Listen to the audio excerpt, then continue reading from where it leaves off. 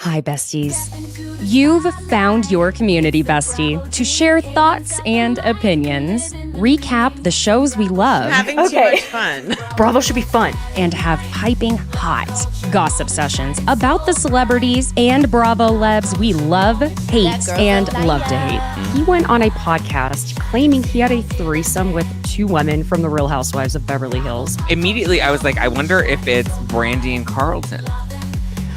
I'm Caitlin Marshall, your pop culture and Bravo bestie. Allegations, allegedly allegations. And if you enjoy fun conversation between friends, listening to your bestie rant about shows we can't get enough of, plus enjoy a little bit of, well, ridiculousness. Oh my God. I'm sorry. There's a spider that is coming down. Hold on.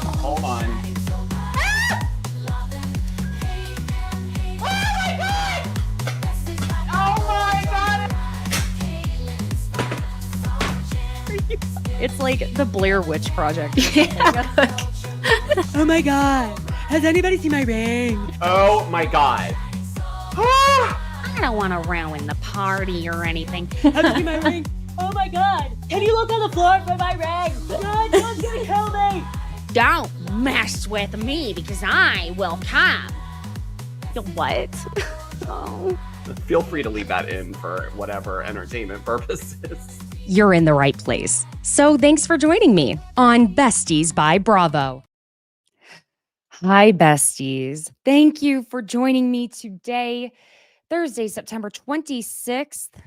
I am so late today because I gotta be real with y'all here on the live. Ooh, recapping Salt Lake City on these Thursdays is tough. I've been up since about 4:30 this morning, trying to do notes, getting myself ready, getting my son ready for school. I'm trying to figure out how to adjust the schedule. So thank you all here on the live for bearing with me. I've never been this late before.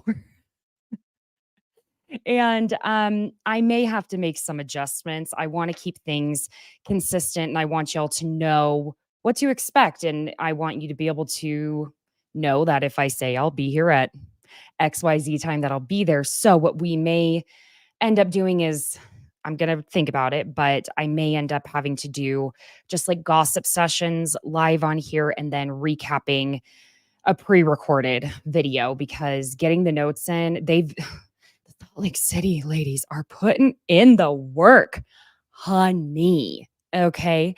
You know what? Before I get started, because so many of you have been so kind and gracious with my lateness today, I just want to say hi. Hi, Annie. Oh my gosh. The hurricane on your doorstep in Florida, girl. Woo. Stay safe. Get the sandbags, the jugs of water. If you're me, maybe a couple bottles of wine, and really make sure you charge up the Kindle. And that would be one of my biggest stresses, is like maybe not having enough goldfish to snack on, wine, and my Kindle dying. I could go without my phone, kind of, to be completely honest, as long as I have my Kindle. It is, and that's not an ad, honey. That is my life there. I mean, my son's my life, but you know what I'm saying. Hi, Adam. Hi, ATX Mel. And I think that's everybody here. Okay.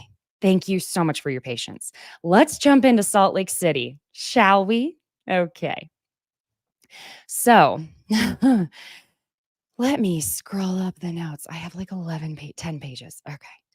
It did crack me up at the beginning here when Lisa and Bronwyn were in the car and Bronwyn is monologuing about everything that night, the Besos, which at this point they're wanting us to believe that it's the night prior, which maybe it was. I don't know. I would be exhausted the next day if that were the case.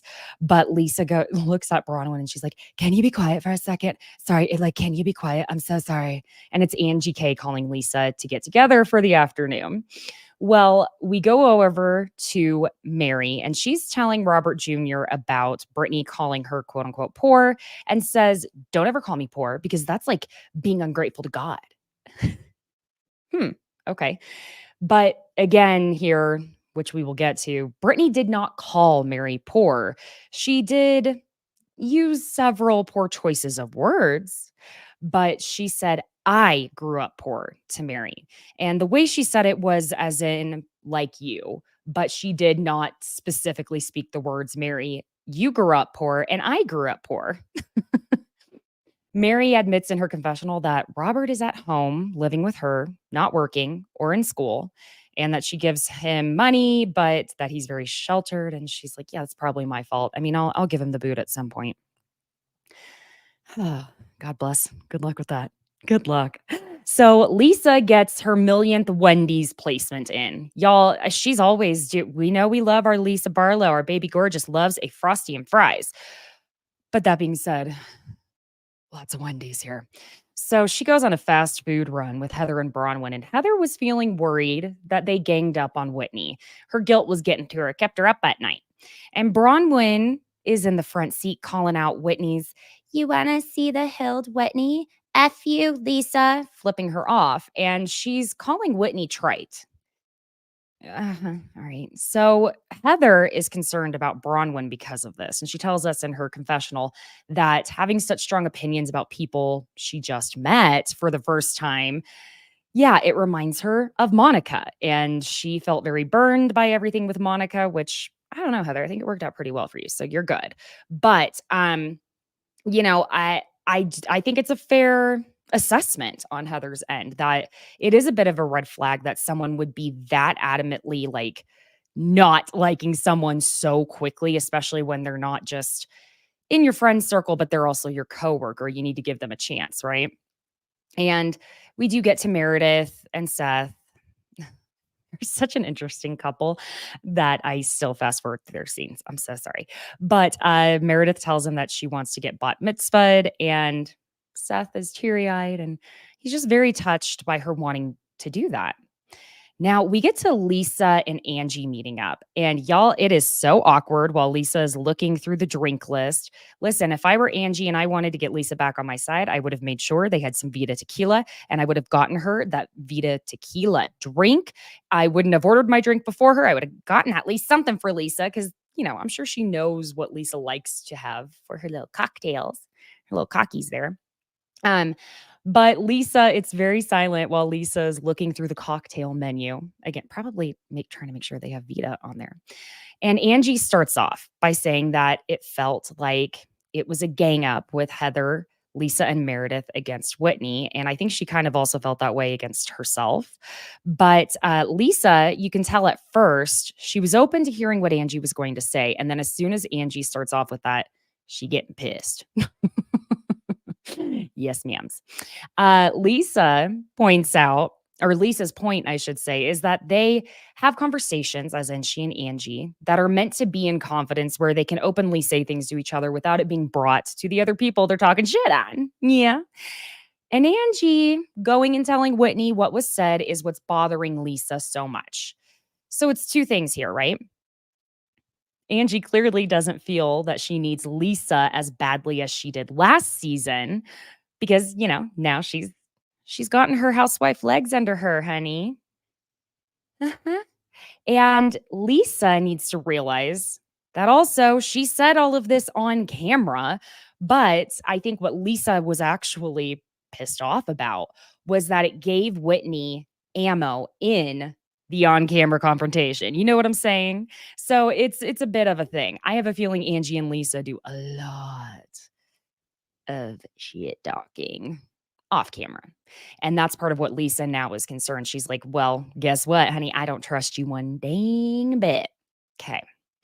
So Angie claims in her confessional that she told Whitney what Lisa said, not because she thought Whitney was in the right, but that that Whitney owed Lisa an apology, and she thought maybe that could happen and that they would move forward.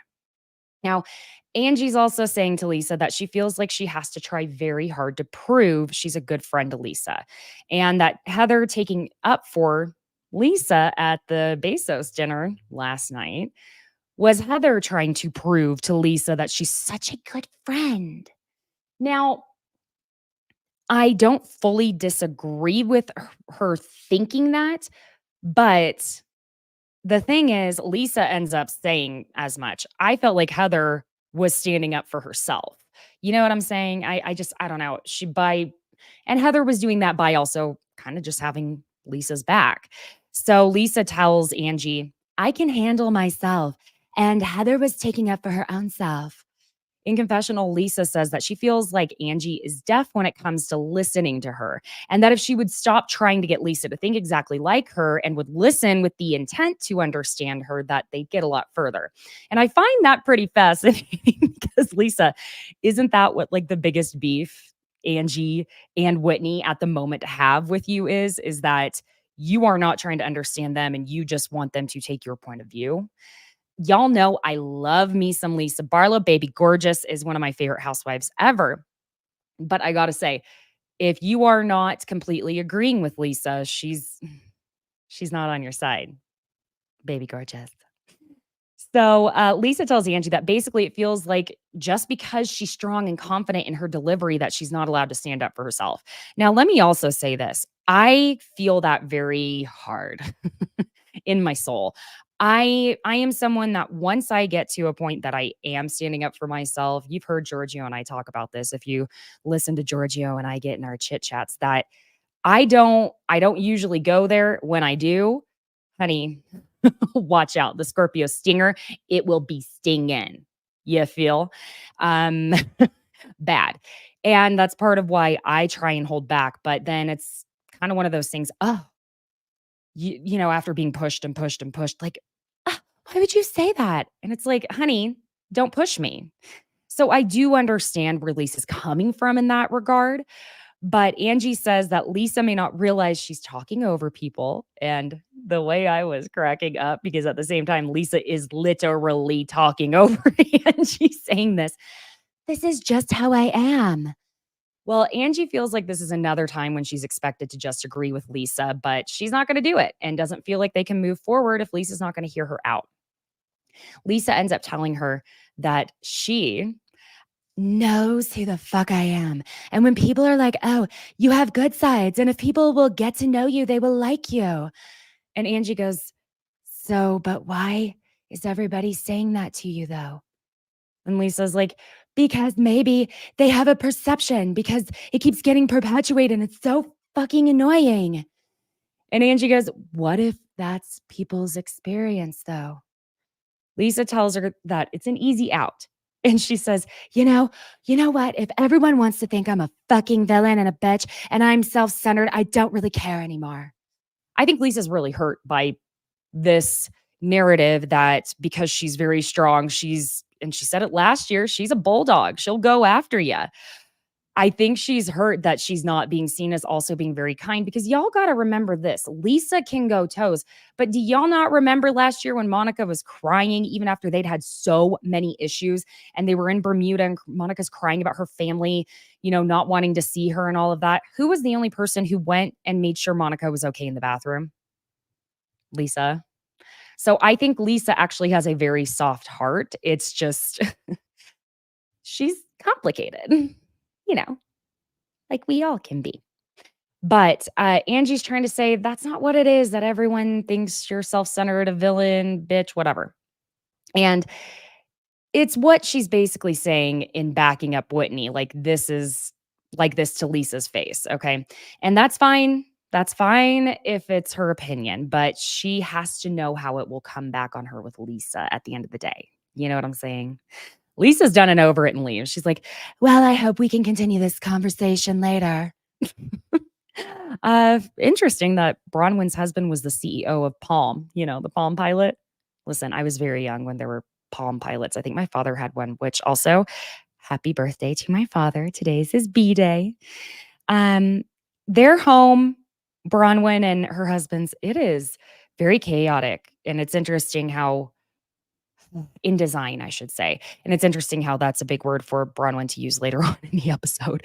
But there are lots of patterns. It's interesting. I'm not part of so I love interior design, y'all. I love it. I almost went to school for it. I love it so much. I didn't know where to look. And her interior designer showing up being like, well, was there anything left in the showroom? Because lots of stuff happening. I'm really interested though to see what they consider to be the finished thing, because from what they were saying, it was not completely finished, furnished, done. But I really am interested in seeing it because, yeah. And I also feel like Mary will love it so much more. It's a very Mary centric home, even though it does not have green carpet. Well, Heather and Whitney get together to pick out crystals. Heather's trying to butter Whitney up with healing crystals. Whitney tells Heather, look, that was a full on gang up on me at the Besos dinner. But Heather says it was more of a, yeah, and me too. I had this issue with you too. Me too. And listen, I like Whitney. I really do. I think she's someone that she seems very sweet and kind. But there is something that Lisa Barlow says much later in the episode as well, where it's Whitney needs to maybe work on talking in facts and not feelings quite so often. Because, I mean, she was spot on, right? Feelings aren't wrong, but feelings are not facts. Does that make sense? You can't be wrong for how you feel inside, but that doesn't mean that your feelings make facts. Got it? Okay. Heather tells Whitney it feels like Whitney does not give an F about her friendships because her healing journey is all she cares about. And in confessional, Heather says that Whitney just kind of expects everyone to absorb all the things she says and does and just move on because she's bettering herself. And that's not exactly fair. Okay. Whitney tells Heather that she wishes she had her back more instead of joining in on this pile-on that Whitney was kind of getting a pile on. And it was like Whitney didn't even know who to look at. It was like, okay, like a game of tennis. Like, which way am I looking? But except it was like 5 tennis players all at the same time. On the same court, I should say. But I do appreciate that Heather apologizes to Whitney and tells her to notice that, well, 3 of your friends are telling you this is an issue, the way you'll say things and not think about the consequences and you'll just throw it out there. And I love how Whitney received it. And I appreciate that Whitney acknowledges that and says, yes, if 3 of my friends are telling me that, then it's something I need to take a look at. Good. Okay, good. Now, Whitney tells Heather about Milwaukee and that she, at this point, could have Braunwyn, Angie, and now Heather come because Heather was like, well, who could you even get to go after all of that? And we find out at this point in the episode that maybe Bronwyn is quite two-faced. Still enjoying Bronwyn on here, though. All right. Whitney tells Heather she got together with Bronwyn and that they have a lot in common and all of that. And you can see the look on Heather's face and you see the wheels turning. Heather going, what the F? She was just talking so much shit on you. What is going on? OMG. And we see a flashback of Bronwyn and Whitney in the car, and Bronwyn's telling Whitney that she was really enjoying getting to know her at the dinner until it, quote unquote, got interrupted, which is also the way she said it was like, until Lisa interrupted it. So, I mean, got to point that out. And basically, Whitney and Bronwyn were bonding over how much they like each other. Heather mentions in her confessional that from what she knows, Bronwyn doesn't even like Whitney and was, remember the quote, crying, laughing at Whitney and calling her trite. Now, let's jump over to just very quickly. Meredith and Seth make some of the most beautiful children I have ever seen. My effing goodness. Those kids of hers, Chloe and Brooks, are stunning. But Meredith is DIYing her bath bombs, which makes me nervous. And she shades Whitney in her confessional, saying that she carefully chooses everything she creates and doesn't just slap a label on anything and call it Meredith Marks.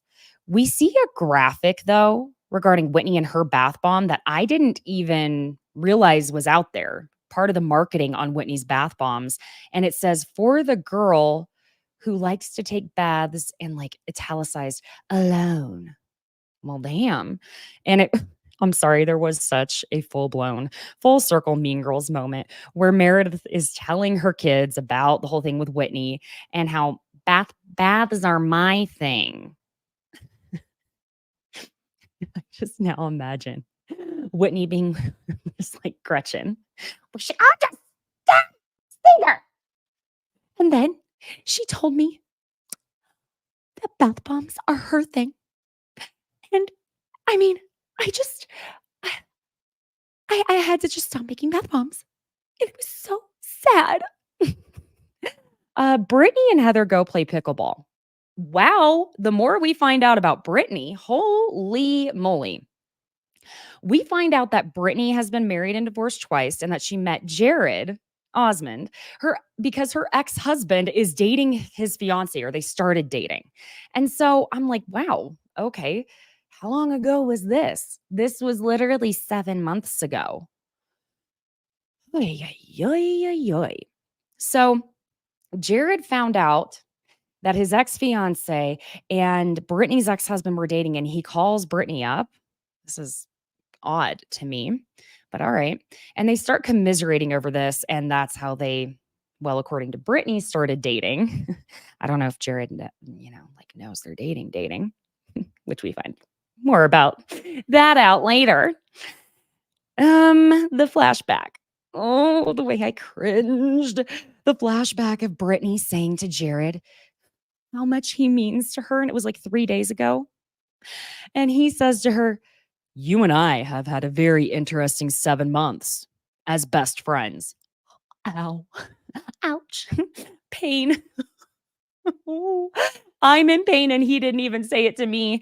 Oh my God. Ow. Ow. Now, wait a minute.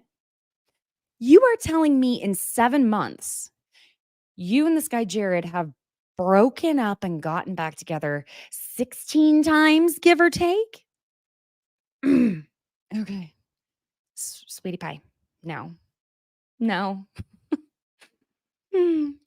Heather brings up how quickly Britney was in a relationship after her divorce, with Britney admitting that she's never been single longer than 8 months. Heather is basically saying to Britney, like, I don't understand how you can juggle this toxic, shitty red flag relationship that's on a repetitive little loop here, and your kids. And this is when Britney admits to Heather that she sacrificed her own children for a man. And the way my heart shattered for her children, because I know she has 2 girls. I believe one of her girls is a teenager. And the looks of it, I'm assuming her younger daughter is maybe like preteen, early teen. That is very sad. And that is straight up heartbreaking, I would say. Heather is just like, okay, wow, what happened? And Brittany's just like, it's a long story. I'll tell you someday. And this I found interesting. The more I find out about the Mormon faith, the more my mind just, okay, a lot of things about some people make a lot of sense. Let me just say that. Heather says in her confessional that celestial law states that you must be married to get into heaven. And I looked it up, y'all. I found this on, I believe it was just straight up the latterdaysaints.org, but it was .org. It was an official site that it said this: in order to obtain the highest degree in the celestial kingdom, a man and a woman must enter into the new and everlasting covenant of marriage. So basically, to get to the best part of heaven, to get to the VIP section, you have to be married. Wow. Okay. Huh. So, Heather goes on to explain that Mormonism prioritizes marriage and that you are supposed to, as the wife, prioritize the man over yourself, and that she would sacrifice herself a lot in her marriage because of this. Which also, it translates on over to Secret Lives of Mormon Wives. It makes a lot of sense, So before we jump into Bronwyn going to Angie's salon, I just wanted to, oh yes, Annie's, please, girl, you got your wine and your dill pickle goldfish. Oh, love it. Yeah, ATX Melt, you were 20 when the Palm Pilot came out. Well, girl, you looking fantastic. Okay, let me just say that. All right, let's get into Angie and Bronwyn getting together. Bronwyn's been really having to make the rounds, new housewife type of thing. And let me just say this at the moment. I don't know. This happens all the time. I don't know if y'all can hear what is going on outside of my window, but it's very loud. They always love to do things, landscaping, right when I'm in the middle of needing quiet. Isn't that just the way life works? So Bronwyn goes into Angie's salon. And it's interesting that Bronwyn says that the things Whitney was saying about Lisa were probably true. That Lisa expects all of her friends to just agree with her and kowtow to her and just submit. And then Bronwyn kind of follows it up with implying if that's how Whitney feels. But Bronwyn does say she doesn't necessarily agree with maybe the way Whitney did it. With That you want the hilt, Whitney?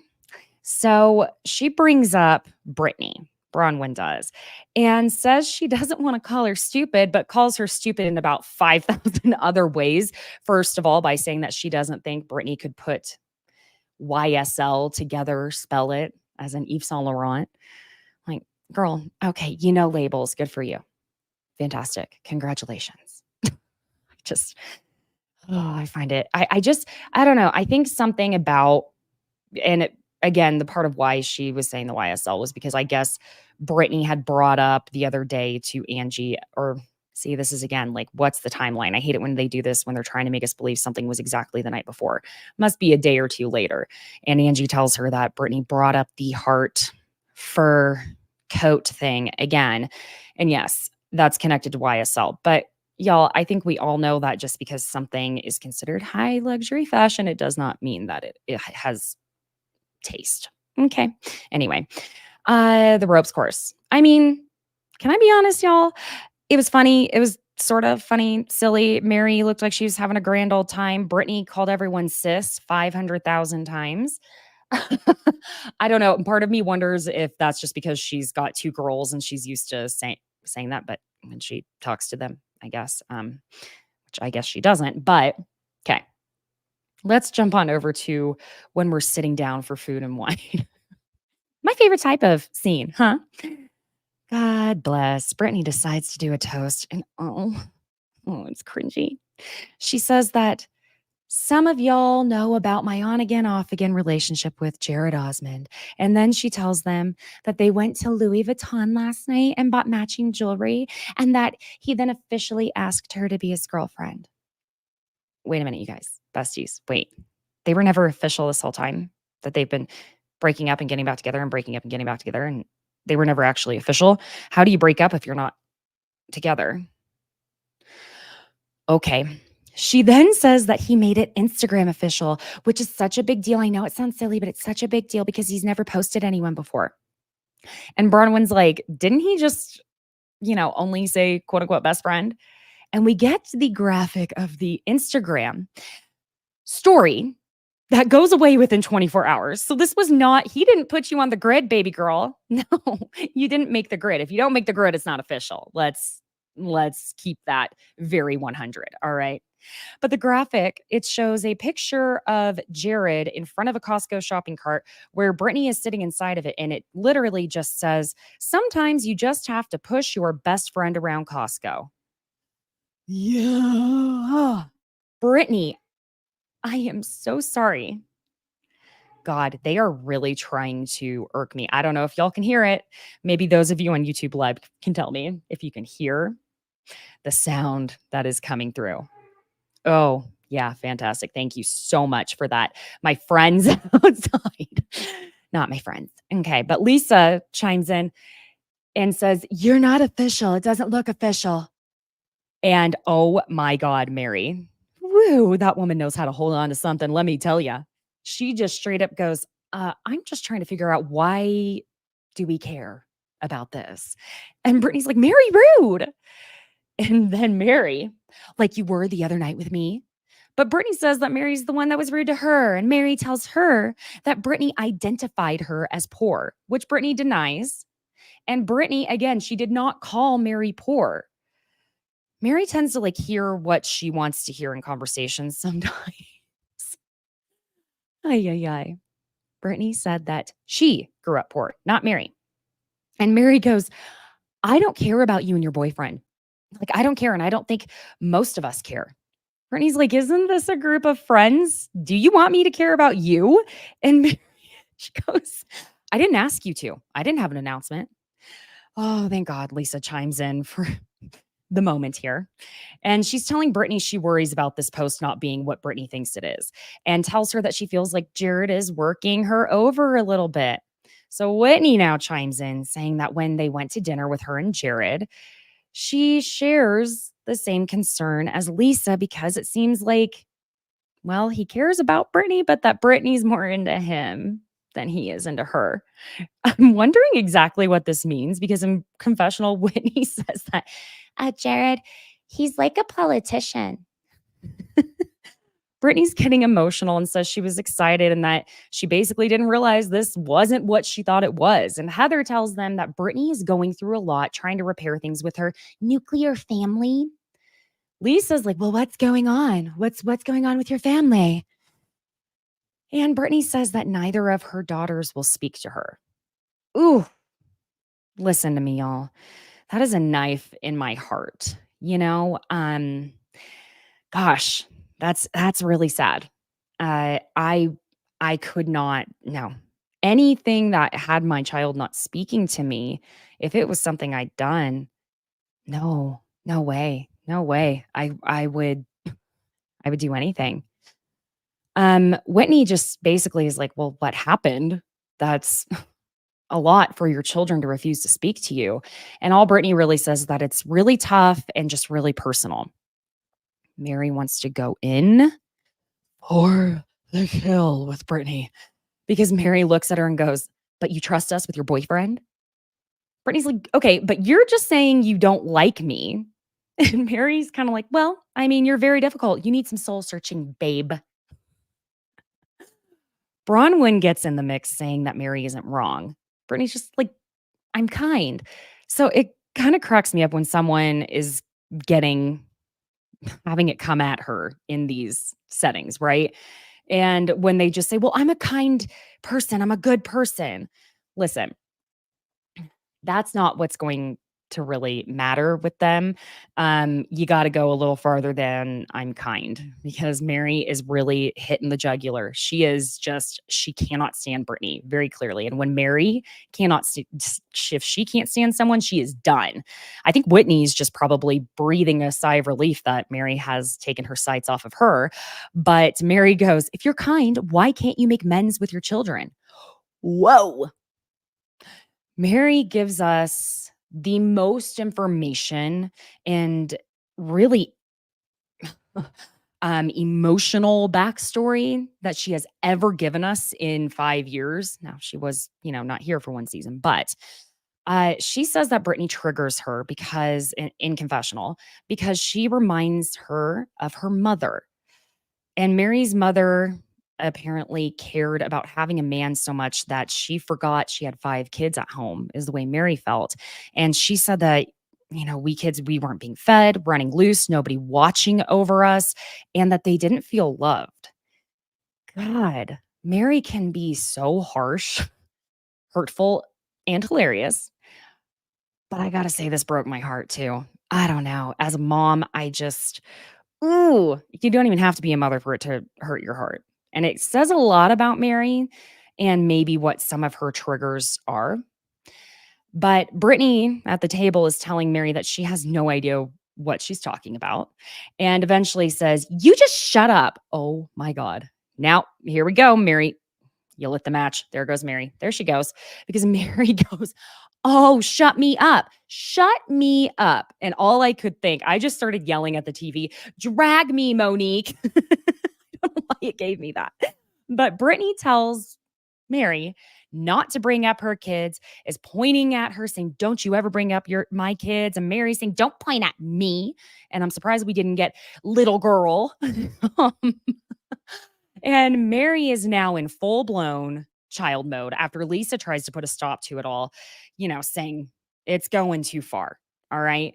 And Mary says, it's not going far enough over here telling me to shut up.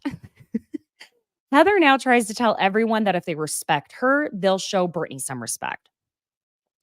All right. Bronwyn's like, I need to make sure my snowflake is on fire and that I am showing up to earn my paycheck. So she gets into the fold and she says, that she would just like to learn something about Britney that doesn't seem unhinged. And Britney's like, excuse me, what? Can you say that again? And Bronwyn tells her that everything she's learned about her so far is chaotic AF. That Britney is on again, off again. You're in a Costco cart. You called her poor. You called me a hoarder. And all I know about you is from the party that you came in hot and wild. Well, actually, Britney did not call you a hoarder, Bronwyn. She did use the poor choice of words when Mary was saying she has an entire room that is all of her clothes and accessories, handbags. I mean, listen, I'd love to have a room like that. Don't get me wrong.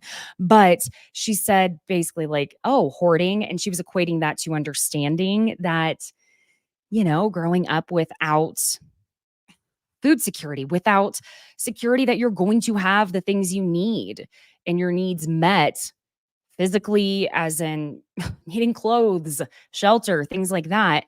It's quite common for it to lead to something like that. But I wouldn't have used those words if I were Britney at all. At all. But yeah, Britney's shocked by being told she came in hot and wild. And Mary's like, yeah. Well, Heather in confessional is saying that she feels like she's trapped this baby deer into this group of women to be torn apart by wild wildebeests. And she's feeling kind of bad. But Bronwyn tells Britney that her words matter and she needs to get in the mix with her words and get her words tight. Well, because Bronwyn looks at Heather and says, now I know you don't like me saying that. Heather's like, you know what then? You need to get your words in order, Miss Ma'ams, because you have been going around this group giving everybody a different story, which honestly, I thought it was interesting. That's the way those editors really set it up for us. They were showing how she went about each person, trying to, interact, gain friendship, relationship, things like that. And it seems like Bronwyn very much each time it was a little different. She to Lisa's face and to Heather's face, it was very much Whitney's the problem, Lisa's correct.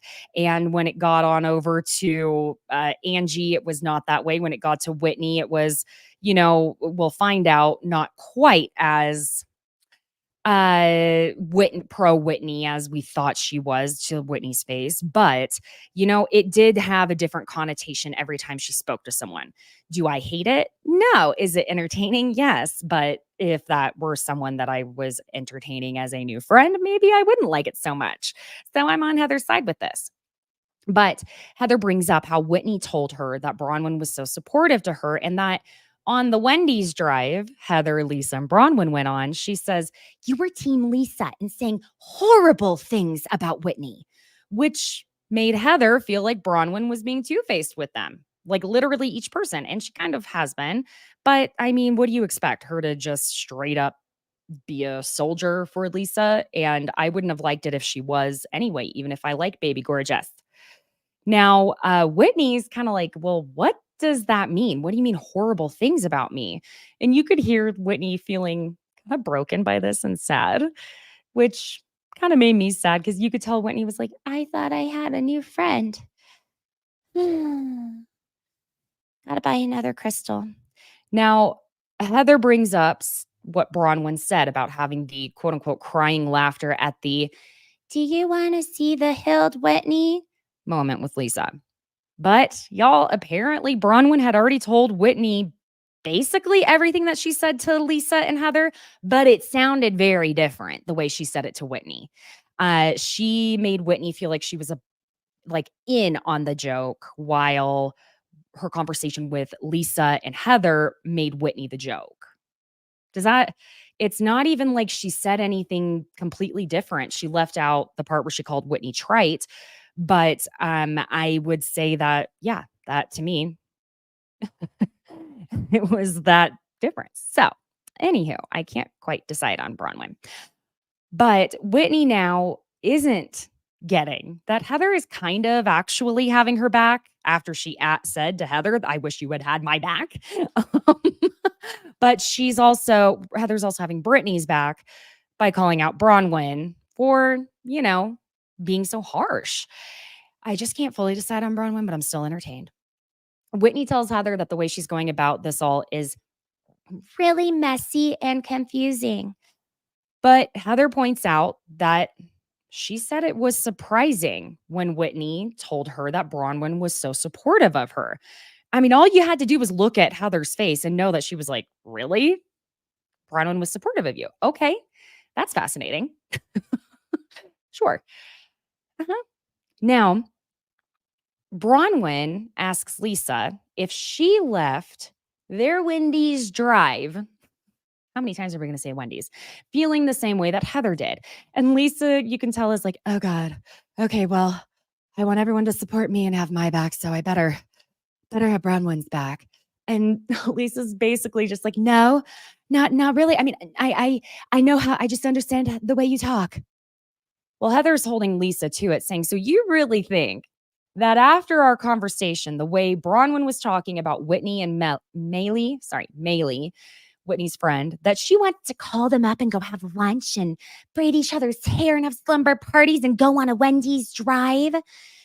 and again, Lisa's just kind of like, well, no, I mean, Bronwyn was a little bit snarky. You were snarky, Bronwyn. And Angie jumps in.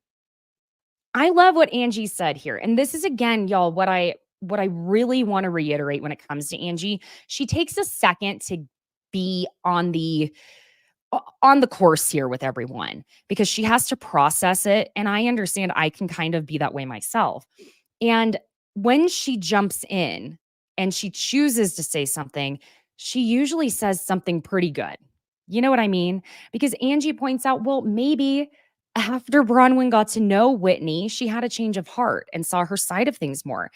And I love that because something that I'm very big about saying to people and trying to remind people is that when you have more information on something or someone, it's okay to change your mind. You don't have to be stuck in your ways. And also it's okay to go back and look at something you've said and be like, man, I feel bad about saying that. I feel bad about doing this. What have you? Even if you felt at the time it was justified. So I just am a big proponent of it's okay to change your mind, but you should speak on it. Now, Heather backtracks a tiny bit by saying that they should all own their words. And that's what she was saying. Well, Bronwyn tells Heather that she was more so telling Bronwyn to own her words. And Lisa starts talking loudly because she just does that, Bronwyn's like telling Lisa, stop yelling. And Lisa's like, this is just how I talk. Bronwyn tells us in confessional, she's not super happy with Lisa because she doesn't feel like Lisa helped her out much and kind of made it worse in a sense. And Bronwyn really tells us that there were 4 bitches in that car, meaning Bronwyn, Lisa, Heather, and Bronwyn's dog, which that dog was so damn cute. Oh my God. Gosh, puppy breath. There's nothing like it. Anyway, now, and she says they were all really talking some shit. So then we get Whitney jumping in out of left field. I don't know about y'all, but I was like, Whitney, where did you come from? Why are you jumping in with this? Whitney starts telling Lisa from across the table that when someone shares their trauma, you shouldn't weaponize it. And Lisa's like, you, Whitney, don't weaponize your trauma. Whitney says it's not okay to steamroll your friends. And y'all, she's referring obviously to the Besos dinner. I feel as though we are going to be hearing about Whitney feeling ganged up on at this Besos dinner for like the whole season. It's never going to stop. Just like how, even though Whitney eventually apologizes about the podcast and Lisa, because God damn, the Vile Files, I'm sure they are really loving the free advertisement here. But Whitney is going to bring up the gang up multiple times throughout the season. And Lisa's going to continue to bring up the podcast. That's just the way it's going to go. Yeah. Whitney, I'm sorry. Yes. So Whitney says, yes, it's not okay to steamroll your friends. And Lisa says that going on a podcast to talk about your friends who aren't there to defend yourselves, that is what steamrolling is. I don't know that that's what steamrolling is. In my opinion, I feel like steamrolling is like when someone's trying to give you their thoughts, their feelings, their opinions. and you won't let them speak and you just talk over them and you just drive right through them. That's more like steamrolling to me. I don't know, just my opinion. And Whitney, I'm sorry, y'all, excuse me. And then Lisa tells Whitney to stop talking in feelings and start talking in facts. Can't fully disagree. You can speak on your feelings, but quit trying to turn your feelings into being facts. They're not facts. Now it ends up becoming a you're a shitty friend, you're a shitty friend, you're a shitty friend off. And I don't know if Lisa got her words mixed up here. Sometimes she does, like how was it last year or the year before when Lisa was like, I'm very important to God. She meant to say God's very important to me. But she says to Whitney that Whitney bonded with me over your hatred of me.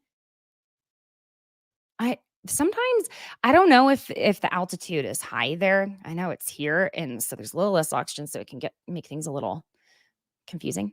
Anyway, we finally get to the point after Whitney has said to Lisa that she didn't go into the podcast with the intention to hurt Lisa. Okay.